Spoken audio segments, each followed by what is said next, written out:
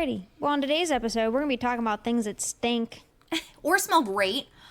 Or smell great, yeah. Smells in general. Good smells, Yes. bad smells, and how they play an incredibly important role in our lives, even though it may be oftentimes underappreciated. Because I feel like sometimes a good smell is underappreciated, too. You don't really take time to appreciate it. Because I definitely think if you're, like, playing a would you rather game, what would be the sense that most people would be like, I could live without it? Smell. Yeah.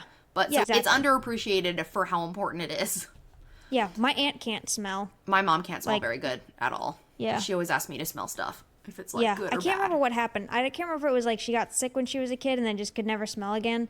But it's, like, my aunt has no sense of smell whatsoever. So it's to the point where she has to, like, picking out perfumes or whatever, like, she has to have somebody to go with her because she has zero sense of smell. My mom has one. It's just not very good, and she's always been, like, she said she's just born that way. But... And like, really little research has been done on smell. From, like, doing this episode, you're like, wow, we do not know a lot about this sense. Okay. I'm glad it wasn't just me, because I was going through it, and I was trying to find... So Laura and I are going to divide this episode up. Laura's going to talk about good smells. I'm going to be talking about the quote-unquote bad smells. But yeah, I'm glad I wasn't the only one that I was like, man, there's stuff out there, but nothing... It's not as, like, concrete as vision. Yes. Like, or you know what I mean? Like, yes. I think, one, it's because it's underappreciated, it's also under-researched. But unthankfully, COVID has brought an entirely new thing. There's so much more research on smell now because of COVID's impact on everything. No, that's true. So at least, like, we are starting to uncover more, but it is a complicated sense. So on that note, I'm going to explain how does your sense of smell work in its most basic form. Yes, like, slightly deeper, but not, like, going into neurons and stuff. Yeah. So, smell. Tiny, invisible molecules and chemicals that float through the air from all sorts of sources. Could be food or animals, other people, flowers, everything. Everything releases these molecules and chemicals. And when we sniff, many of those particles go up into our noses. Depending on how many particles go in each nostril, we can sometimes detect the direction of smell, but that's not very easy for humans. Like, we're not very good at being like, it's over there. I think I've said that before on the episode. When I was pregnant, I swear to you. Everybody turns into a bloodhound a little bit. Oh my goodness. Laura and I were working at the zoo together when I was pregnant, and there could have been a food truck on the opposite side of the zoo, and as soon as we stepped outside the education building, I was like, French fries, bacon, cheese toppings. Like, it was like so particular. It was, or like bad smells are so much worse. Yeah. So because again, we had that bird that was quarantining in our office, and to this day, I cannot take the smell of bird bird dander. Yeah. Because it was so overwhelming. Because my nose was just heightened aware. Yeah. Yeah. Yeah, I definitely was able to smell like the fridge opening in another room. Because it's not good smells necessarily either. Just you're like, oh, I didn't even know the fridge smelled like that. Yeah. So chewing and drinking can also send molecules up the back of your throat to the back of your nose, which I guess I knew, but not really how it worked. That when you're chewing, it's not just your taste buds. Of course, your smell is impacting your sense of taste. I did know that. But how it works is that it floats up there, and the receptors at the back of your nose are detecting things. Which makes sense, because if you have a head cold and your head is all stuffed up, that's why you can't taste as well. You're because like, don't even bother trying to enjoy those foods. Yeah, right. So those molecules then attach to special olfactory sensory neurons in our noses. And we've talked about neurons before. There are little messenger cells. So in your nose, and then they send messages like beep, beep, beep, beep, beep to the olfactory bulbs in our brains. Millions of these cells with around 400 varieties of these cells that uptake specific molecules. So you have millions of little sensory neurons in that nose. And there's 400 different types of them. So depending on which ones light up, because they're like coded for their own sorts of molecules. Depending on how they light up, sends a certain type of signal. So wait, how many receptors did you say we had? Millions, but 400 varieties of them. Okay, how many does that compare? Did you compare that to a dog or something at all? No, but it's more. I mean, I know it's but more, it's not. It's not as much. We actually have more than people think. Okay, They're not all utilized either, which I'll get into. Okay. So messages from goes to the olfactory bulb. Messages from these bulbs are then sent to other areas of the brain, including ones that store memories, giving us the experience of smell Okay? Yeah. So because it truly is an experience, because it's different in context and all that stuff.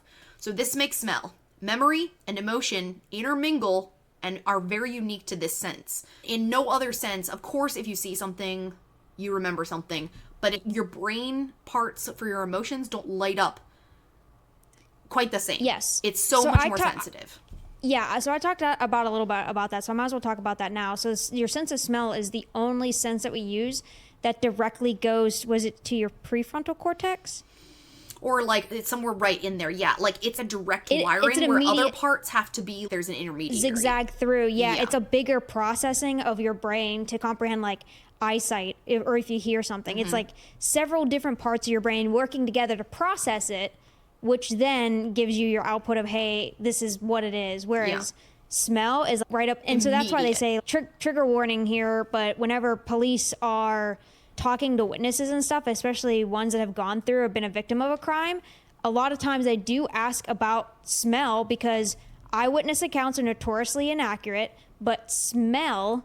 So if you're like, hey, you know, I didn't know where I was when it happened. Well, you know, what did you see? What did you hear? What did you smell? Because smell is a very strong it's trigger. very visceral. Yeah. And that's because of that direct pathway part of your brain. Totally.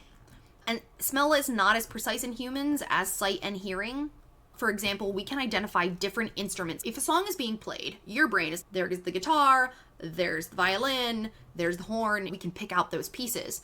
But we usually cannot smell the individual parts that make up the mixture of a smell. Because there are I guess I never thought of it that way. Yeah, me neither. I never thought of it that way, yeah. So we can smell a chocolate chip cookie, but it is almost impossible for us to identify all the smells of the different ingredients within that cookie. So it says, I found some really cool facts. Your morning cup of coffee can contain more than 800 different types of odor molecules. Okay? Jeez. So your brain, to come up with the smell of coffee, it's 800 different things going in your nose that's making that smell. A rotting banana, 20 molecules. No matter what it is, it's still a variety. There's not just one molecule ever going in your nose that's that smell. That's why there are these different varieties of neurons that will light up in different combinations. Huh. However, scientists believe that we can identify over 1 trillion different odors. So although our sense of smell might not be as precise as an animal's, we can identify about as many smells as an animal. We're just not good at knowing where they're from. Yeah. we can smell it. We can't tell where it's coming from or anything, but we can. I mean, 1 trillion is crazy to think about. Like, smell is so nuanced. It's never almost the same experience twice. And different smells, like maybe it could be like rotting banana or very rotten banana. You know what I mean? That's what I was going to say. I guess that's like the biggest difference then between us and animals is animals can pinpoint it and it's just stronger. Like a stronger smell for them. Yeah. And interestingly enough, some people also just can't smell certain scents because of genetic factors.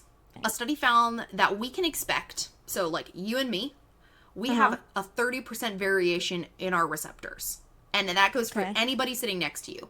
They have 30% different stuff going on in their noses than you do, which is why you are never going to smell the same smell as a person.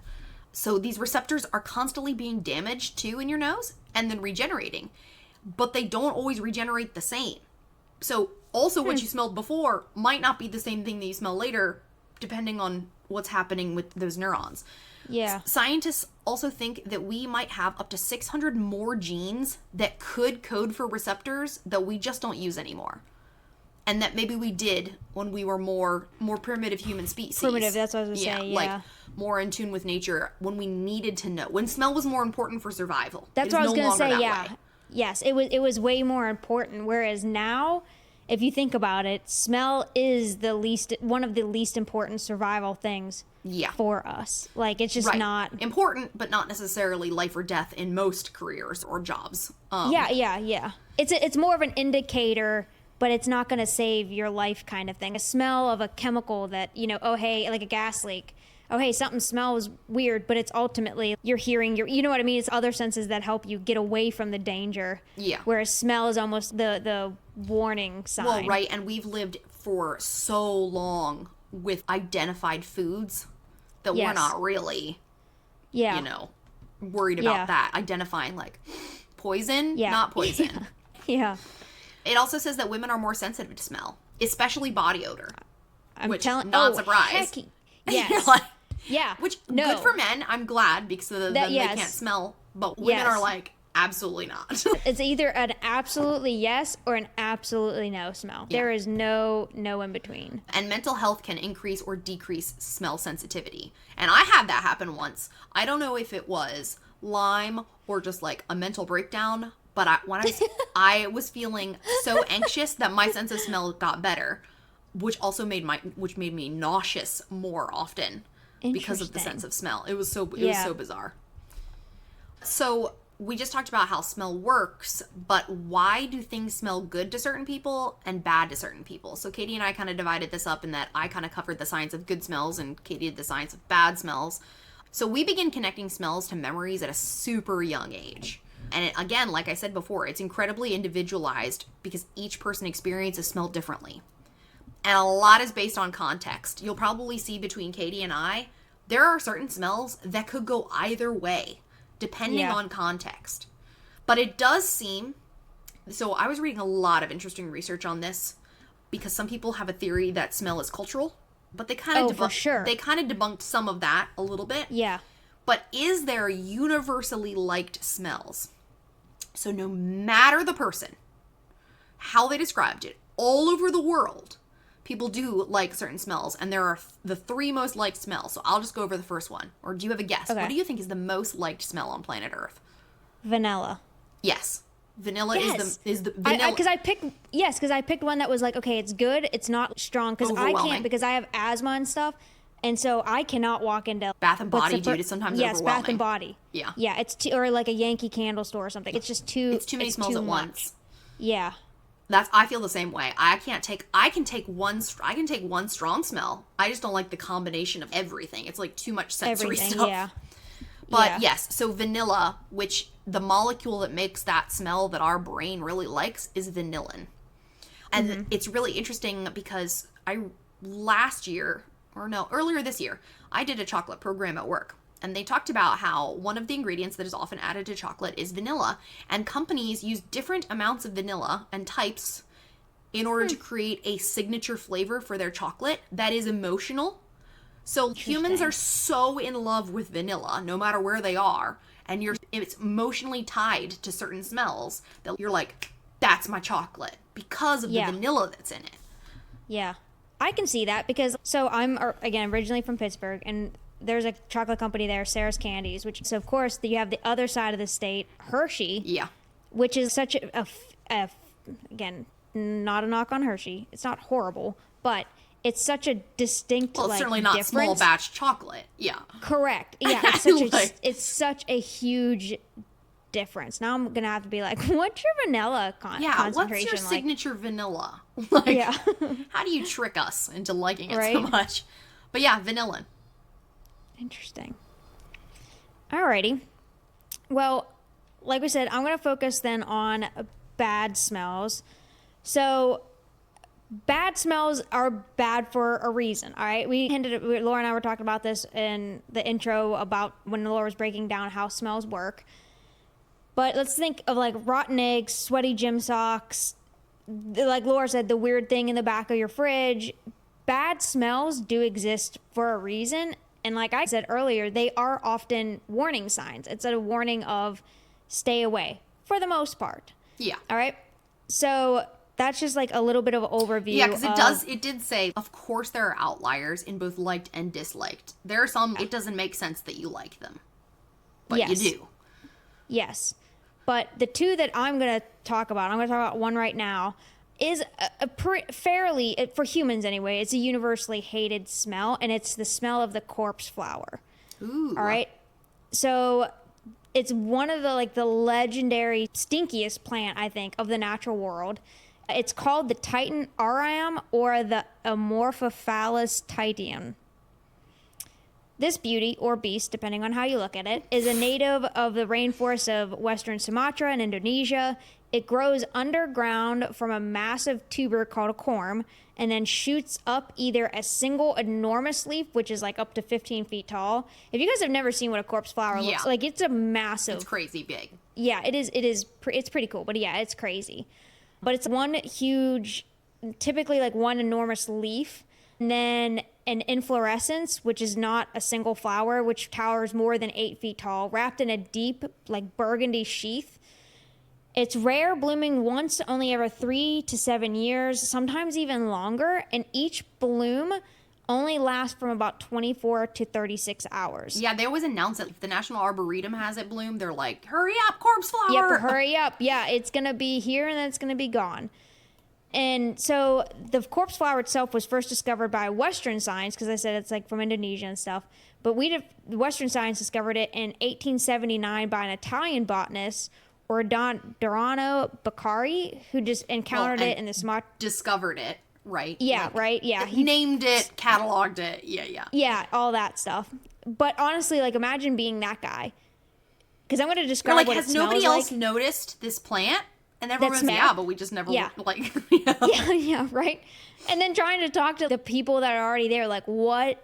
And stumbling upon it, because clearly it's called a corpse flower for a reason. I'll get into the smell here in a second, but it smells like a dead, rotting something. And so but that's coming from a plant. Like, you would think an elephant died nearby. You know what I mean? Of how powerful that smell can be. All right, so let's talk about what the flower actually does and how it creates the smell. And then we'll go into the kind of the why.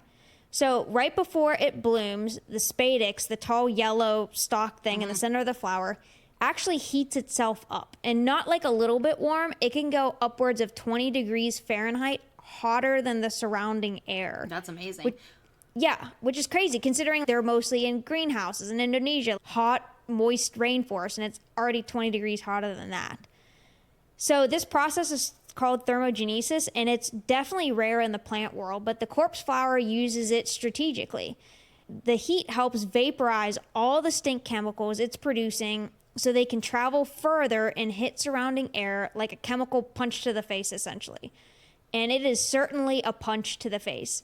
So researchers analyzing the scent found a full death-mimicking buffet molecules, which a variety of these things contribute to the stink itself.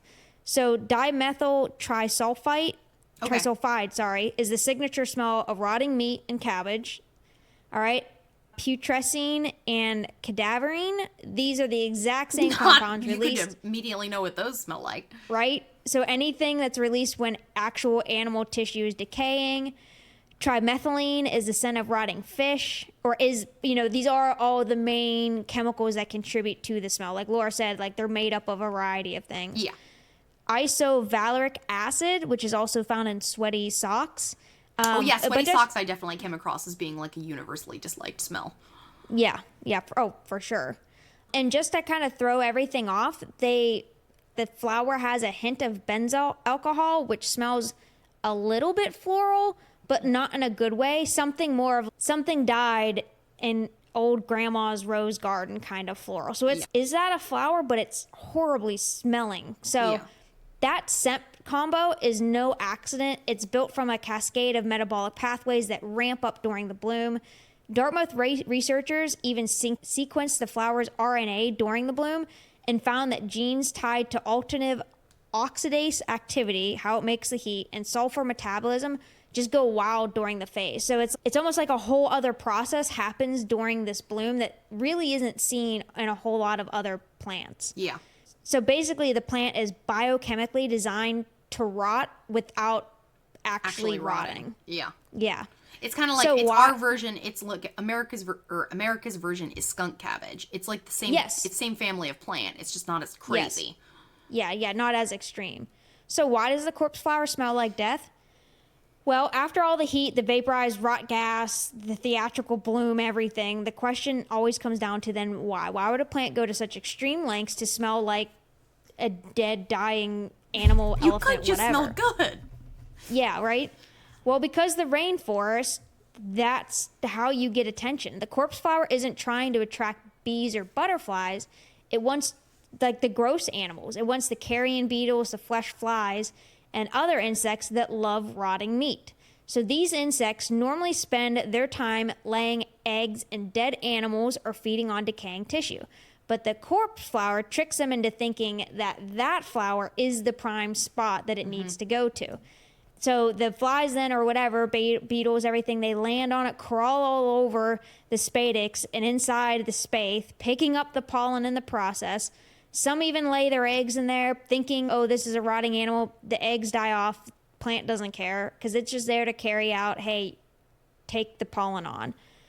So not only that the smell plays a role in it, but the deep burgundy color of the spathe, that Rotting mimics the raw flesh. The texture of the flower, meaty, veiny, Ew, just meaty. gross. Yeah. But then also don't forget, like I said, it produces heat. So it's the body It's just a warm carcass. temperature. Adds that final, hey, this is probably a dead animal. It's a fresh corpse you want to come lay your eggs in, but all they're really looking for is, hey, come pick up some pollen and then go away. So it's definitely nature's grossest pollination strategy, but at the same time, it's very smart. It's a very smart thing. Yeah, your so competition's again, it's like, not as fierce. Like if you're not trying to smell good like every other flower, then because think about in the rainforest, how many things, flowers, there's so many variety of species that you're competing against. This flower is, let's go this way and kind of change things up a little bit. Yeah. So That's amazing. That's the corpse flower, Well, and I just think too, so with mine, good smells, they're good to only certain people, and it doesn't have to do with survival necessarily, right? Like, good is just, oh, it might taste good, or it reminds me of something nice. Bad smells is like survival, right? It's the bad stuff that'll kill you. The good stuff is just like, cool. So it's less straightforward as far as what people do, because it is so. There was one example that they speak about. How much, because I know they've done a ton of research into attraction and smell. But has there been any correlation then where they've taken it a step further to see reproductive successfulness? You know what I mean? Yeah, I don't know. I mean, I guess that's probably a long-term study. But one thing that I found is that companies that sell scented products, they do it to make money. So there is a whole research on marketing, right? Like people want things that smell good. So they make products that a large amount of people like. So they're also doing research on what do people like a lot. And so they have 5 scent categories, not 5 scents, not the most popular scents, but categories of scents. Number 1 is woodsy scents. So things that smell like pine, like you're in the wood, cedar. Scents. The man scents, The man scents. Number 2 is floral, the female scents. The female scents, things that smell good. Number 3 is fruity, so like citrusy, which is what I prefer. Scents. Yeah, I prefer the fruit, because again, the florals for me, a lot of them are, it's too. It totally too depends. much. Floral is great for me. I love sweet pea scented things. Yes, yeah. But not funeral parlor scent. Like there's just a difference. Potpourri. Yeah, right. It's like yeah. Too much. 4th most popular is spicy, so like a spiced scent with cinnamon or something like that. And then number 5 is food. Anything that has to do with food makes people remember food and they want it. Sugar cookie and, honey and things like that. And, I had said it's very context based. So like, for example, the molecules that make up the scent of Parmesan cheese, if you just bottle that scent, which they actually have. Everything you could have picked. That was their example. Parmesan cheese. Totally. So because some of these researchers, they've literally bottled scents. And if you just give somebody the scent of Parmesan cheese, now if you're at an Olive Garden and you're watching them freshly grate that Parmesan, you're like, that's a great smell. But if you are just Parmesan cheese, that smells like BO. Yeah, if you're just wearing it as just body spray. Same with baby poop. Baby poop is inherently a bad smell unless it triggers your maternal memories, and then you might be nostalgic about baby poop smell. It's really weird the way that it works. Yeah. So I just wanted to finish up with the 2 other most popular scents. And again, these are just molecules, and they did this test by bottling these molecules. So whereas you're getting this is a disgusting smell cocktail. These are just pure flavors of scent. Yeah. So number 2 is, it's a fruity pineapple-like smell. made of ethyl butyrate. So, pineapple-ish smell. Of all the fruits, pineapple smell pretty dang good. Yeah, it does. And then I'm definitely the citrus. Yeah, like growing up, I was the cucumber melon from the from the Bath and Body Works line. You know what I mean? Mine that was the quintessential honeysuckle 90... or sweet pea. Yeah, honeysuckle or sweet pea. I love honeysuckle smell. And then third is spicy floral. So like lavender. Which I actually don't... lavender would be a spicy floral? It's considered spicy floral, and it's made of a compound called linalool. Okay. That's the third most popular smell. I like the smell of lavender, okay? I do not like the taste of lavender, and I think lavender's overrated. Yeah, I don't. Lavender was always one where... Because it's supposed to help calm and relax you. And I think it's because it's a floral thing. If I would ever get bath salts or something, it actually gives me a headache. And that's, for me, that's my biggest thing. Besides, used to have asthma and stuff, and so those scents are just like too much. But I get lavender is one 10 times out of 10 I'm gonna end up getting a headache with it. Like it just, I don't know what it is about it. Me. Actually, I was thinking if I want like a relaxing smell, it is probably something a pine or like Princess Dirty Toes over there. Like, I crave the woods. My woodsy smells, or like like Christmassy smells.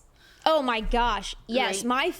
My favorite like nostalgia smell by far is a lot of candles make them. It's like a spiced apple one. Like the spiced apple. Because that's like a good Christmas smell. And I love you're like, Christmas. bam, I'm right back there. Yes. Well, and so I was thinking to myself as I'm writing this, okay, if I had to choose top 5 favorite smells, I was like really struggling. But I was like, okay, honeysuckle. Because that particular, if there's something about that flower that just smells so good and like summertime. Yeah. The woods after it rains. So like that earth smell. Not even like not the stone, like, what's a petrichor. Not petrichor. Like the actual earth damp smell. Old Spice. Not the rain. I want wet earth. Old Spice, the deodorant. My grandfather and both my parents used to wear that. So it's like very nostalgic. For me, my dad always wore, before he passed, he was a Stetson guy. Okay. But it was a mix of Stetson with his body odor. So I've smelled Stetson scents, and I'm like, not quite, like, it's not quite there. Yeah. Well, I got this, and then because I'm the one that buys all the products for this house, I just decide what Justin needs to wear on his head or body. So he likes Head and Shoulders shampoo, but I only buy him the Old Spice smell kind. Oh my gosh, it smells so good. Baking chocolate chip cookies. I was like, okay, if I have to choose a food, that one. And then a barn. I just really like the smell of a barn. Okay, is it the barn or is it leather? Because I love... Ooh, both. Okay. Yeah, because I like the smell of the hay. I don't mind the smell of, like, This is going to sound really weird. For me, it's the tack. Like, or the horse, because they call it horse tack, Like when you go in a leather shop, it does smell so good. There's something... I think the whole thing is very, like... Yeah, it's just, like, nostalgic. Something about the barn smell. So, yeah. That human beings were very selective about scents, but good luck finding someone who's the exact same favorite smell, and you're never going to find someone who smells things the exact same way as you. Yeah, interesting. All right. So what's the other worst smell, I guess? I guess. Oh, well. Then I'm going to talk about is skunks. Okay. Because again, I feel like for the most part, it's one that people can, for the most part, recognize. Yeah. So I'm going to give a brief overview about skunks. There's 10 species, most of which live in the Americas. They range from the hooded skunk in Central America to the spotted skunk, which really isn't spotted per se. It's more disconnected lines almost. Yeah. But today we're talking about, in particular, the striped the striped kind. The striped kind. The striped skunk. Mephitis, Mephitis. Okay. Because it is the most widespread, the most studied, and the most likely one that your dog is going to end up coming back smelling, because it is so prevalent within the U.S. Yeah, so if you guys don't know, for those listeners, because we do have listeners from all over the world, rundown of a skunk. They're about 22 to 30 inches long. Sorry, I didn't convert all these into metric. I was just going to say, you're talking to, for those of you outside of the United States, but I'm not going to use your Let me just tell you, in all the measuring systems that you're not going to understand, Basically, it's the size of a house cat. We'll Yeah. just say that. It's about the size of a house cat. But They're shorter. omnivores. Yeah, they're omnivores. They eat insects, grub, berries, small mammals, bird eggs if they need to. But they'll also happily raid a trash can or compost if it's available. They live around 3 years in the wild, but can live up to 10 years in captivity. They're, for the most part, nocturnal, solitary, for the most part, chill, unless they feel cornered, and They're then so it's, cute. yeah, it's all over. Really, they're only big, not only, but one of their only big predators are owls, coyotes, foxes, and sometimes we'll get to them. But for the most part, and I'll say here in a second, most things live and learn, and foxes, coyotes are like, let's not touch that again. Owls are like, don't care that I'm going to eat that. Can't So, smell it, I'll eat it. Or can't smell Right? it well, I should say. Yeah. So striped skunks are easily recognized by their bold black and white warning coloration, which is, again, other than it being like a bright orange or yellow or something, how that contrast is like a, hey, don't try me kind of thing. And unlike other creatures that kind of can bluff it, skunks definitely back it up. And it all comes down to the chemistry and the precision that these skunks have. So the striped skunk is equipped with a pair of anal scent glands located just inside the base of the tail, and they're not your average musk glands. They're more two chemical cannons. Yeah. Because they do shoot, you know? Yeah, because other musk glands, they smell bad, but they're used for marking territory, rubbing on things, not firing. Yeah, not firing, yeah. Yeah. So they have muscular control and a built-in nozzle system, which is, Ugh. make sure my son isn't listening. It's similar to a nipple of the glands, and it allows the skunk to aim and fire this weapon up to fairly near accuracy, up to about 10 feet away. But it's not going to just spray. It does give you plenty of warning signs. Oh, It's going to yeah. stomp their feet first. They're going to turn around and raise their tail like, I'm warning you. And They then flip if you up don't with get the their hands. message. So the science behind the skunk stink. What's in the spray? The real offenders of the group, they're a mix of sulfur-containing compounds called thiols. If you've ever smelled a gas leak or cracked open a rotten egg, you've Sulfur. smelt Yeah. thiol. The main chemical villains in the skunk spray include E2-butane 1-thiol, 3-methyl 1-butane methyl, sorry, and then 2-quanylane methylene thiol. Okay. But those compounds are extremely volatile, and most importantly, they're hydrophobic, so they stick to oily skin and fur, and do not wash off early With water. like Yeah, easily. not, Yeah. They're very chemically persistent, meaning that once they're in your clothes, your hair, they're not going away anywhere without a fight. So, and just to make it worse though, the skunk spray also contains thioacetates, which are odorless at first, but decompose slowly into thiols over time. So you have those Woof. thiols, and then you have those other things, those thioacetates. So it's like a double, Delayed yeah, timed. delayed release stink system essentially. The skunk is, you're going to suffer now, and then you're going to keep suffering, so that Yeah. you never touch my kind again. Exactly. And the skunk spray glands are loaded with about 15 milliliters, which is roughly like 3 teaspoons, which doesn't sound like a lot, but it's a lot whenever you're talking about something that doesn't want to wash off. It's super volatile. Like, Well, it and doesn't it like aerosolizes burn, so like quickly. people are like gagging. It's like pepper Oh my spray. gosh. Yes. Yeah. And they can fire up to 5 or 6 sprays before they run out and need 10 days, a week and a half or so to quote unquote reload. So, yeah, some skunks can spray accurately enough to hit a target in the eyes, which can cause temporary blindness and just regret from the poor animal. Regret. And so much So- regret. Right? So why does a skunk do this? I feel like it's obvious. Yeah. But they go to such great lengths because it really doesn't want to fight. It wants to avoid conflict altogether. Skunks are for the most part slow. They're very low to the ground animals without claws that are really built for combat or legs built for running, really. Have you ever No, seen yeah, I mean, yeah. they're really adorable, but Yes. they're not like predator big fighting Speed. animals. Yeah. Yeah.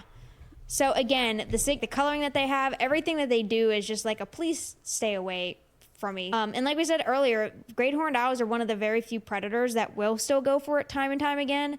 Whereas most other animals, once, because of the lingering effects of being, why is it so effective? Because who wants to go through that a lot? It's literally psychological warfare. Like the skunks are psychological warfare.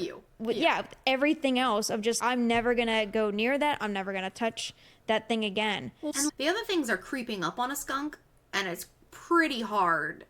Skunks have great hearing and an amazing sense of smell, so it's hard to sneak up on a skunk. But like an owl, it's death from above. They don't have time to unload, right? Like exactly. Yep. So that was the skunk one. So to wrap up all of this smell stuff, Laura talked about how, and then we gave examples of good and bad smells.